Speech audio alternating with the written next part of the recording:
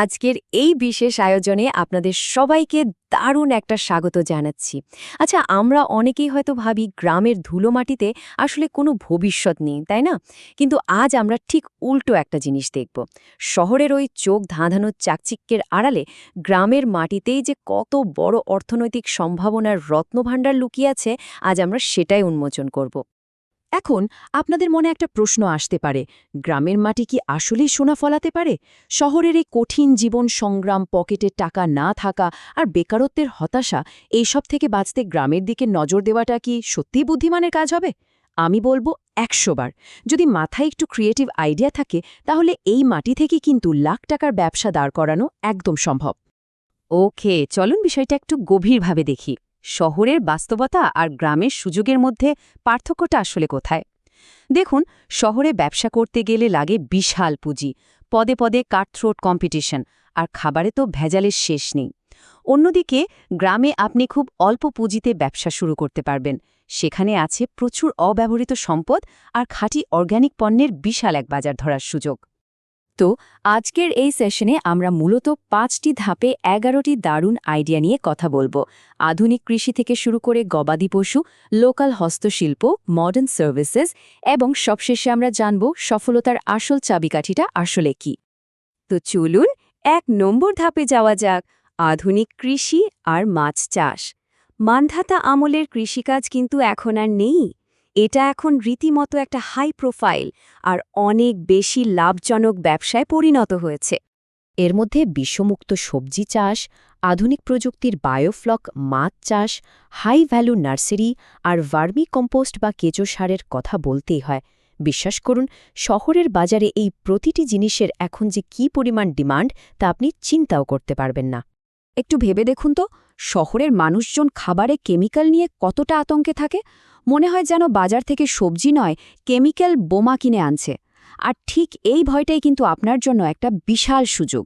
একদম ফ্রেশ, বিষমুক্ত সবজি আর শিং, মাগুর বা পাবদার মতো দামি মাছ যদি সরাসরি শহরের ফ্ল্যাটগুলোতে ডেলিভারি দেওয়া যায়, ক্রেতারা নির্দ্বিধায় ভালো জিনিসের জন্য প্রিমিয়াম দাম দিতে এক পায়ে খাড়া।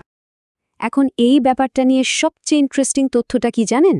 এই যে কেঁচো সার বা ভার্মি কম্পোস্ট, এটা উৎপাদনে কিন্তু শুরুর দিকের বিনিয়োগ বলতে গেলে প্রায় জিরো।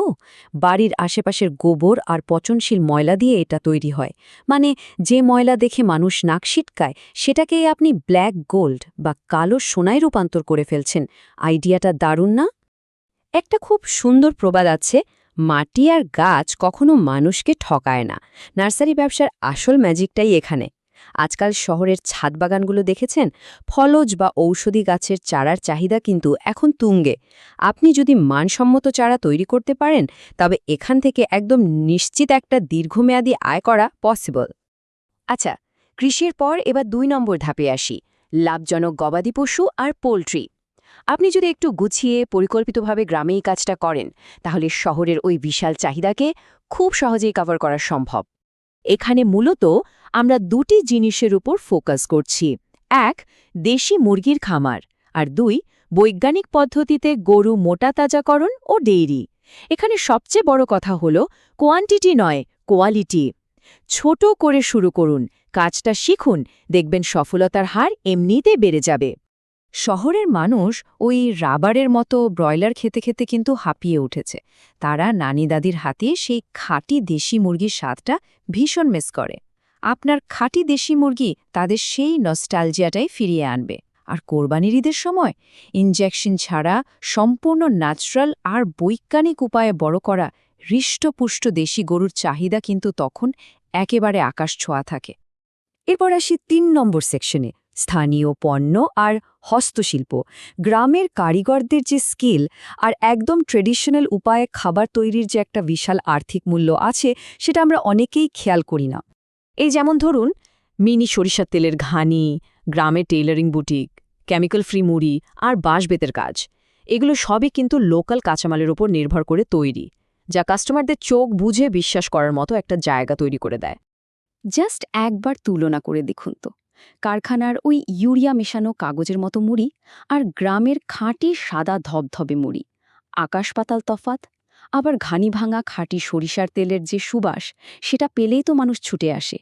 এই জিনিসগুলোর কোয়ালিটি এতই ভালো হয় যে আপনার মুগ্ধ হওয়া কাস্টমাররাই একসময় আপনার ব্র্যান্ডের সবচেয়ে বড় প্রমোটার হয়ে যায়। আর এটা একদম পরিষ্কারভাবে প্রমাণ করে যে গ্রামের ওই অবহেলিত বাঁশঝাড়গুলো কতটা দামি হতে পারে। গ্রামের কারিগরদের দিয়ে বাঁশের মগ, ল্যাম্পশেড বা শোপিস বানিয়ে সরাসরি পশ্চিমা দেশগুলোতে এক্সপোর্ট করা যায়। মানে যাকে আমরা স্রেফ জঙ্গল ভাবছি, সেটাই আসলে ডলার আয়ের এক গোপন রত্নভাণ্ডার। চলুন এবার ৪ নম্বর ধাপে যাই, আধুনিক সেবা ও ই-কমার্স। গ্রামের অর্থনীতি এখন কিন্তু আর শুধু এই চাষবাসে আটকে নেই, এটা সরাসরি যুক্ত হয়ে গেছে ডিজিটাল দুনিয়ার সাথে। গ্রামে বসেই ই-কমার্স ডেলিভারি হাব আর ডিজিটাল মার্কেটিংয়ের মতো সার্ভিসগুলো দেওয়া সম্ভব। সত্যি বলতে, গ্রাম এখন আর গ্লোবাল কমার্স থেকে মোটেও বিচ্ছিন্ন কিছু নয়। বিষয়টা একটু ক্লিয়ার করি। গ্রামে এখন অনলাইনে প্রচুর কেনাকাটা হয়, কিন্তু বড় বড় কুরিয়ার কোম্পানিগুলোর জন্য একদম রিমোট এলাকার আঁকাবাঁকা রাস্তায় ডেলিভারি দেওয়াটা বেশ ঝামেলার। আপনি যদি গ্রামে একটা লোকাল ডেলিভারি হাব তৈরি করেন আর সেই পার্সেলগুলো কাস্টমারদের বাড়ি বাড়ি পৌঁছে দেন, তাহলে প্রতি ডেলিভারিতেই একটা দারুণ কমিশন আপনার পকেটে ঢুকছে। আর অনলাইনে ব্যবসার প্রসার ঘটাতে বা বিদেশ থেকে আধুনিক যন্ত্রপাতি কিনতে গেলে পেমেন্টের যে ঝামেলাটা হয়, সেটাও এখন আর নেই। গ্লোবাল ডিজিটাল ব্যাংক অ্যাকাউন্ট আর কার্ডগুলোর কারণে ইন্টারন্যাশনালি পেমেন্ট করা এখন একদম হাতের মুঠে চলে এসেছে। আচ্ছা, আমরা তো ৫ নম্বর ধাপে চলে এলাম, সফলতার চাবিকাঠি। এতক্ষণ তো অনেক ব্যবসার কথা জানলাম, কিন্তু এগুলো আসলে নিরাপদে শুরু করব কিভাবে? চলুন সেই আসল সিক্রেটটা জেনে নেওয়া যাক।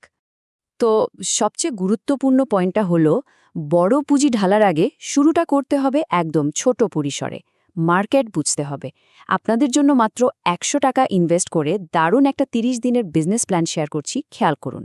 প্রথম ৩ দিনে খুব সুন্দর ইউনিক একটা নাম দিয়ে ফেসবুক পেজ খুলুন, সাথে হোয়াটসঅ্যাপ নাম্বার দিন। পাইকারি ফেসবুক গ্রুপ থেকে টি-শার্ট, ঘড়ি বা মেয়েদের 3 পিস সোর্স করুন। এরপর ৪ থেকে ৭ নম্বর দিন পর্যন্ত প্রতিদিন ১০-১৫টা পোস্ট করুন, ক্যানভা দিয়ে ডিজাইন করে। বিভিন্ন গ্রুপে ফ্রি মার্কেটিং করুন আর ছোট ছোট রিলস বানান। ৮ থেকে ১০ নম্বর দিনের টার্গেট হলো প্রথম অর্ডার আনা। কাস্টমারকে ঢাকার ভেতর হোম ডেলিভারি আর ক্যাশ অন ডেলিভারির অফার দিন। দেখবেন প্রোডাক্ট প্রতি ১০০-২০০ টাকা লাভ থাকছে অনায়াসে। এরপর ১১ থেকে ১৫ দিনে সেই লাভের টাকা দিয়ে এখনই বুস্ট না করে নতুন আরও ২-১টা প্রোডাক্ট যোগ করুন। ১৬ থেকে ২০ নম্বর দিনে এসে ভিডিও মার্কেটিংয়ে জোর দিন, কারণ এখন ভিডিওতে সেল আসে সবচেয়ে ফাস্ট। ক্যাপকাট দিয়ে ১০০ টাকার মধ্যে বেস্ট ঘড়ি বা স্টাইলিশ টি-শার্ট টাইপ ভিডিও বানিয়ে ফেলুন।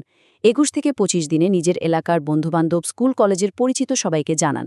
আর শেষ ৫ দিন মানে ২৬ থেকে ৩০ নম্বর দিনে এসে পেজটাকে প্রফেশনাল রূপ দিন। নিয়মিত লাইভ করুন, কাস্টমার রিভিউ পোস্ট করুন আর ব্যবসাকে স্কেল আপ করুন। এটাই হলো ঝুঁকি কমানোর সবচেয়ে স্মার্ট উপায়। সব শেষে একটা কথা সব সময় মনে রাখবেন, বড় কিছু শুরু করার জন্য অনেক টাকা লাগে না, লাগে একটা বড় কলিজা। মানে আপনার পকেট ভর্তি টাকার চেয়ে বুকের সাহস আর মাথার বুদ্ধিটা অনেক বেশি ম্যাটার করে। পৃথিবীর অনেক বড় উদ্যোক্তাই একদম শূন্য থেকে শুরু করেছেন। সাহস করে প্রথম পা ফেলাটাই এখানে আসল। তো আপনাদের কাছে আমার প্রশ্ন, আপনার ভবিষ্যৎটা বদলে দেওয়ার জন্য এই ১১টি আইডিয়ার মধ্যে কোনটি আপনার কাছে সবচেয়ে সেরা শুরুর পয়েন্ট বলে মনে হচ্ছে? অলসভাবে বসে না থেকে এখনই তো কাজ শুরুর দারুণ সময়। কমেন্টে আমাকে জানাতে পারেন কোন আইডিয়াটা আপনার সবচেয়ে বেশি সম্ভাবনাময় মনে হয়েছে। আর হ্যাঁ, এই চমৎকার সুযোগগুলো যেন কোনোভাবে হাতছাড়া না হয়, সেদিকে অবশ্যই খেয়াল রাখবেন।